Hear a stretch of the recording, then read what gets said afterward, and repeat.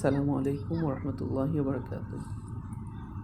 এই যে কবুতরগুলো দেখতে পাচ্ছেন, এগুলো হচ্ছে আমরা যে বাংলাদেশে জালালি কবুতর বলি, এগুলো হচ্ছে ওইরকম জালালি কবুতরই। তো সৌদি আরবের অধিকাংশ জায়গায় এরকম কবুতর দেখতে পাবেন আপনি।